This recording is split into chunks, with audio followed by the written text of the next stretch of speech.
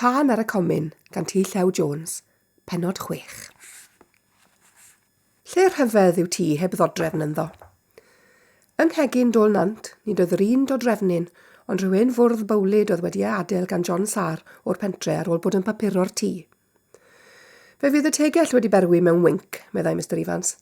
Yr oedd ei lais yn swnio'n ddiethyr yn yr ystafell wag. Ac ar y gair, clywsan sŵn chwiban yn dod o'r gegin gefn. Sŵn y tegell trydan yn berwi. Gwir oedd y gair, meddai Mr. Evans. Mae'n ddrwg gen i nad os yna yr un gader i neb istedd. Cwpaned yn eich llaw fydd un awr wy'n ofni. Wel, dyna ni wedi cyrraedd yn ddiogel, beth bynnag. Do, meddai'r gyrrwr, a oedd allan o hwyl o hyd.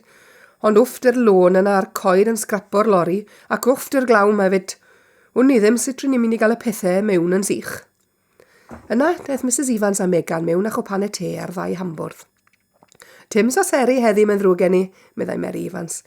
Edrychodd y gyrrwr a'i gyfaill arni. Nid oedd yr un ohonynt wedi ei gweld yn iawn o'r blaen. Gwelsant wraig eithriadol o dlws. Yr oedd ei wyneb yn wyn fel ifori a'i chroen yn llyfn. Dau lygaid mawr brown wedyn yn rhoi rhyw olwg ddiniwed i'r wyneb hardd. Gwynodd y gyrrwr am y tro cyntaf. Mae'n iawn. Dyn ni ddim bob amser yn cael cwpaned pan fyddwn ni'n symud pobl. Ble mae Gwilym? Gyfynodd Mrs. Evans yn sydyn. Wedi gweld fod un cwpan ar ôl ar yr hambwrdd. Edrychodd pawb ar ei gilydd. Nid oedd neb wedi ei weld. Mae'n edrych o gwmpas, debyg iawn, meddai Mr. Evans. Fe ddaw nawr, gewch chi weld. Yr oedd Mr. Evans yn iawn. Ar ôl i'w chwaer ar gyrrwr a'i gyfaill fynd i'r tŷ, aeth Gwilym wrth ei hunan i edrych o gwmpas y tai allan. Agorodd ddrws y beidi a cherddodd i mewn. Roedd y llawr sment yn lan, ond roedd arogl dieth ar y gwartheg a'r ferau fod yno yn aros o hyd. Clywodd sŵn yn un o gorneli tywyll y beidi, a gwelodd lygoden fawr yn gwibio i'w thwll yn y wal. Teimlodd ias o ofn yn ei gerdded, ac aeth allan i'r awyr agored unwaith eto. Aeth y gyfeiriad clwyd yr ydlan. Pwysodd ar honno gan edrych ar y shed wair wag a'i 4 post trwchus yn dal y to bwawog i fyny. Yna fe deimlodd distawrwydd y wlad o'i gwmpas. Dim sŵn car, na bws, na sŵn traed yn brysio heibo dros balmant. Dim sgrech teirs yn sgudo, dim hwter na ffwffian tren. Dim ond sio isel y gwynt yn y coed uwch ei ben, a sŵn pitran patran y glaw o dŵr shed wair. Cydiodd y dieithrwch ynddo. Roedd y cyfan mor wahanol i Abertawe. Daeth at y grisiau cerrig, oedd yn arwain at ddrws y storws uwch ben y stablau. Rhedodd i fyny'r grisiau, ond ni cheisiodd agor y drws, yn lle hynny, rhedodd i lawr eto i'r gwylod. A dyna pryd y gwelodd y drws bach yn y wal wrth waelod y grisiau. A roedd yn gul agored. Plygodd i lawr a'i agor led y pen. Ni allai weld dim ond pentwr o wellt melyn ar y llawr. Ond yn y distawrwydd llethol, meddyliodd ei fod yn clywed sŵn rhywbeth yn anadlu'n drwm. A'i dychmygu yr oedd e. Yna clywodd sŵn cyffro yn y gwellt. Cododd ar ei draed yn sydyn a rhedeg am y tŷ. Gwilym, direi gael te yng Nghariadi, llais ei fam. Cymerodd y cwpan o'r hambwrdd a llaw grenedig. Yna gwelodd ei fam yn edrych arno. Wyt ti'n edrych yn llwyd iawn, Gwilym? Sdim byd o'i le, os e? Dwi ti'n mynd sal na dim, wyt ti? Na, rwy'n iawn, mam. Da iawn. Wedi blino, rwyt ti, mae'n debyg. Rwy'n i gyd wedi blino, ond mae lot o waith gyda ni to cyn mynd i'r gwely heno. Pan oedd y cwpanau gweigion wedi mynd yn ôl i'r gegin fach, fe ddechreuodd y gwaith caled o gael dodrefn o'r fan i mewn i'r tŷ. Roedd y gyrrwr a'i gyfaill yn gwybod ei gwaith yn dda, a chyn pen fawr o dro, roedd y rhan fwyaf o'r celfi tryma wedi dod i mewn. Yr oedd pawb yn gweithio nawr, ac nid oedd fawr o siarad. Yr oedd hi'n tywyllu'n gyflym pan ddringodd y gyrrwr a'i gyfaill ar y lori ddodrefn unwaith eto i fynd yn ôl i'r depo. Daeth y teulu i gyd i'r drws i weld y cerbyd mawr yn mynd fel llong mewn storm i fyny lôn at y briffordd. Yna, pan oedd to'r fan wedi mynd o'r golwg, aethant i gyd yn ôl i'r tŷ gyda'i gilydd. Meddai Mr. Evans gan suddo i hen gader freichau oedd nawr wedi gosod yn y gornel yn ymyl y lle tân. Wy'n meddwl y bydd digon o flino arno ni gyd i allu cysgu heno, yn bod ni mewn lle diarth. Edrychodd ar Megan wrth dweud hyn. Roedd e'n gofidio amdani. Fe allai pethau fynd yn anodd iawn os nad oedd hi'n mynd i hoffi byw yn ôl nant. Wel, fydd rhaid i chi gyd cael swper cyn mynd i gysgu beth bynnag, meddai Mrs Evans. Dyle Megan, i ni gael gweld beth allwn ni wneud y swper. Aeth y ddwy allan i'r gegin fach, ac eisteddodd Gwilym ar stôl deirtroed yn ymyl i dad. Wel, beth ti'n feddwl am y lle, Gwilym? Gofynnodd Mr Evans. O, iawn, mae'n dawel iawn ma. O, ydy.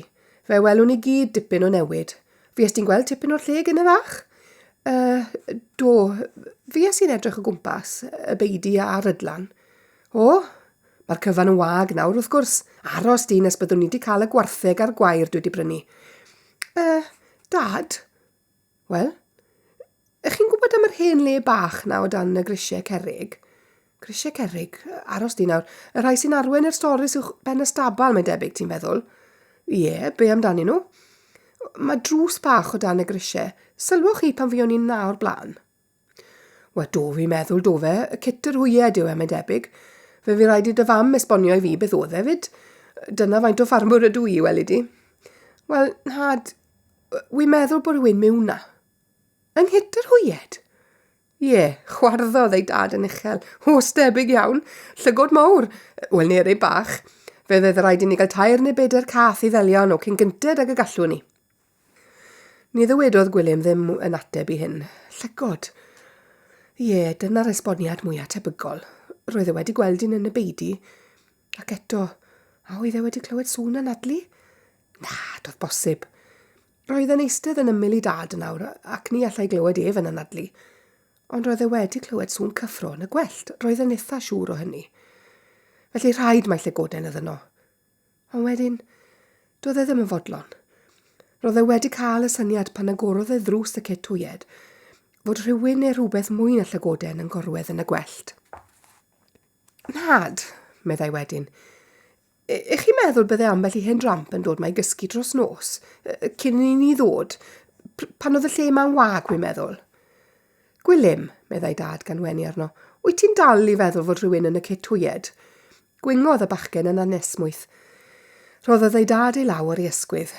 O'r gore, meddai. Os wyt ti'n mynd i feddwl drwy'r nos heno fod na rhywun drempyn peryglus yn y cit hwyed, rwy'n ofni'n achysgu di ddim wync. Felly does dim amdani, ond mynd allan ein dau gyda'n gilydd i weld. O, ddewch chi, dad. Cododd Tom Evans ar ei drad. Dere, gad i ni fynd, meddai. Fe fyddwn ni'n ôl cyn bydd swper yn barod. Yna, edrychodd o'i gwmpas. O, ble mae'r dorch, na gwed? Yna gwelodd y dorch fawr ar silff ben tân. Cydiodd ynddi a'i rhoi yn ei boced. Roedd y biarth yn dywyll yn awr. Roedd y glaw man wedi pido ac fellid gweld rhai ser yn winco trwy ambell rwyg yn y cymylau uwch ben. Nid oedd sôn am leiad. Cydiodd Gwilym yn dyn yn llaw ei dad. Beth oedd yn y cit hwyed? Fe wyddai'n iawn fod ofn arno, ond gwyddai hefyd fod rhaid iddo gael gwybod. Aeth y ddau ar draws y biarth nes dod at y drws bach o dan y grisiau cerrig. Fflachiodd Tom Evans y dorch ar y drws. Yr oedd wedi ei gau yn dyn. Nid felly roedd e pan welodd ei gyntaf, meddyliodd Gwilym, ac nid felly roedd e wedi adael chwaith. Gwelodd ei dad yn plygu at y drws isel. Yna roedd ei law fawr wedi ei agor yn sydyn. Plygodd Tom Evans yn is mwyn edrych i mewn i'r cit hwyed. Yna fflachiodd olau'r dorch ar tywyllwch. Gwelodd bentwr y wellt melyn a dim byd arall am y foment. Ond wedyn syrthiodd golau llachar y dorch ar wadan esgyd yng nghanol y gwellt. Gwadan esgyd garpio gydoedd, a'r lleder wedi treulio'n ddrwg iawn.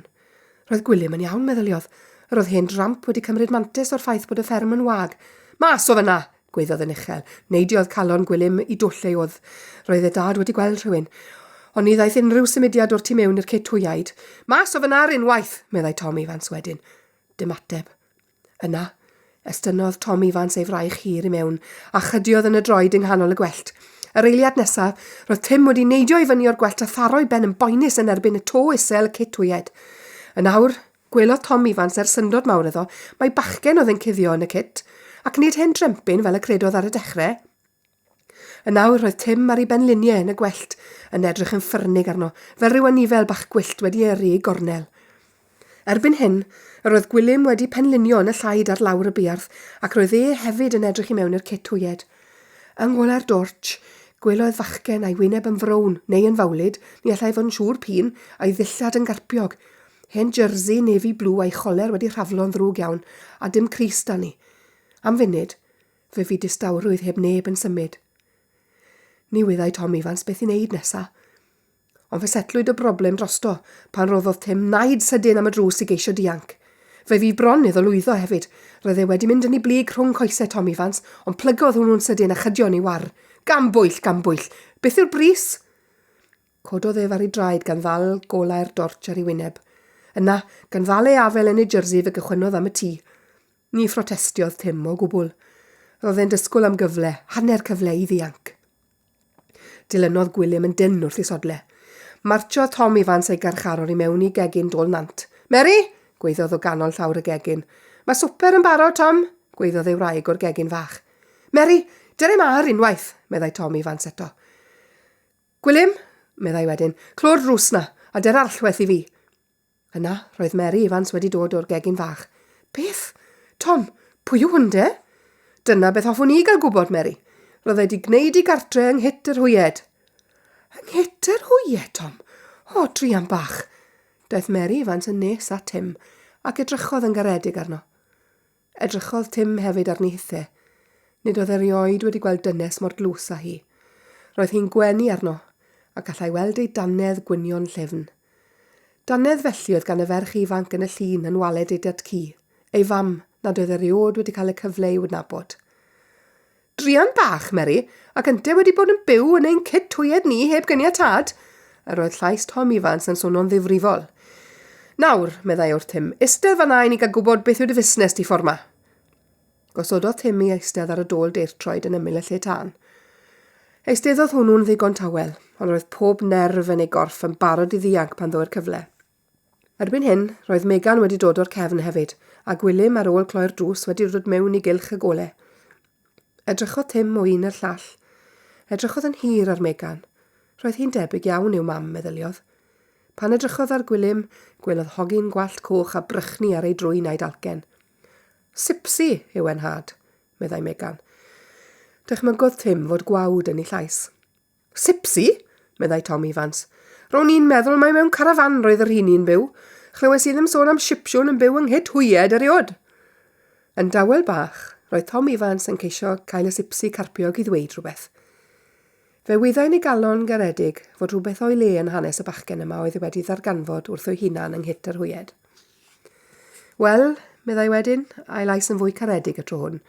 Wyt ti wedi colli dy dafod, fachgen? Yr oedd llygaid Dion Tim wedi ei hoelio ar ei wyneb, ond ni ddwedodd yr un gair. Beth yw dy enw di? Gofynodd Tom Evans wedyn. Dim ateb. Beth oedd y bobl ma'n mynd i wneud ag e? Dyna'r cwestiwn oedd yn poeni Tim y funud honno. Oedd wedi torri'r gyfraith oedd gysgu mewn sgibo'r wag? Debyg iawn, meddyliodd, wath roedd hi'n hawdd i Sipsiwn torri gyfraith. Oherwydd hynny, nid oedd yn syndod iddo o gwbl pan ddwedodd Tom Evans wrth i'w wraig. O, os nad yw e'n mynd i ateb, Mary, dos dim byd i wneud ond mynd ag et o polis. Fe gaiff e fus o garchar, debyg iawn. Ni welodd Tom Evans yn wincio ar ei wraig. Mis o garchar? Y gaseg ar ebod. Beth fydde'n debyg o ddigwydd i'r rheini os gai e fynd i garchar? Tim Boswell yw'n enw i, meddai'n swta. Boswell, meddai Mary Evans gan wenu arno. Ro'n i'n abod rhai o'r Boswells pan o'n i'n ferch ifanc yn Sir Benfro mas lawer dydd. Edrychodd Tim eto ar y wraig hardd. Roedd hi'n amlwg yn ceisio bod yn gyfeillgar. Ond oedd Tim ddim yn mynd i fod yn gyfeillgar. Roedd ei datcu wedi dweud droion wrtho, mae pobl wahanol oedd Sipsiwn a phobl tai, a doedden nhw byth yn debyg o ddod ymlaen gyda'i gilydd. O, Tim Boswell i fe, meddai Tom Evans. Os na ragor ohonoch chi o gwmpas y lle yma? Sgydwodd Tim i ben. Dim ond ti di hunan.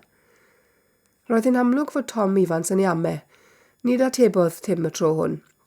Roedd pobl tai byth yn credu Sipsiwn, beth bynnag meddyliodd. Tom, meddai Mrs Evans, mae swper ar y ford ac mae'n oeri. O? Roedd Tom Evans mewn penbleth. Beth oedd yn mynd i wneud o hwn tra fydde fe'n cael ei swper? Ewch nawr, meddai ei wraig wedyn. Fe ofala i am Tim nes ddewch chi nôl. Gwilym tithe hefyd machgen i, fyddaw Megan ato chi.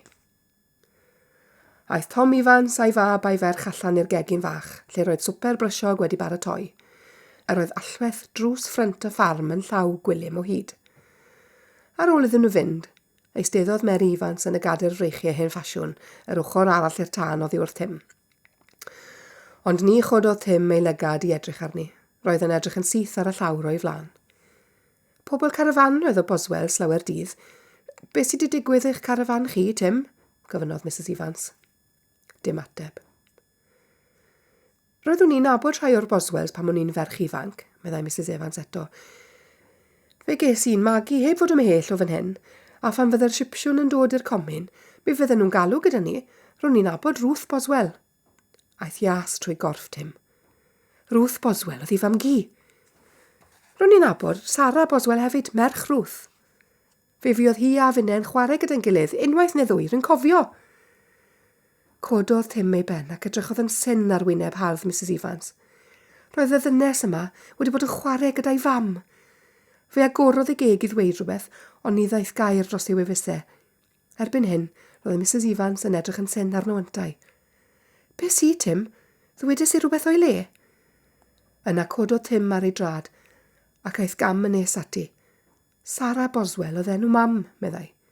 Wel, yn wir, meddai Mrs Evans gan wenu'n dyner arno. Mab Sarah i chi, fe? Wel, sut mai? Dydd garafan lawr ar y comin? Dwi ddim wedi gweld i ers...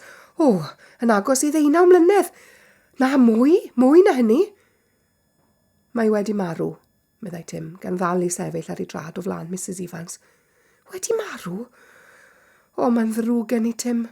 Yn sydyn roedd dagrau wedi croni yn llygaid Mrs Evans. Estynodd ei dwy fraich. Dewch ma, Tim, meddai. Aeth yr hogyn gam yn nes ati a stopio. Yna aeth un cam arall ac aros eto o fewn llathen i Mrs Evans. Ach mam gi, Ruth? Wedi marw. A dat ci. Plygodd Tim i ben i edrych ar y llawr eto. Ond mae'n y Boswells eraill, perthnasau i chi?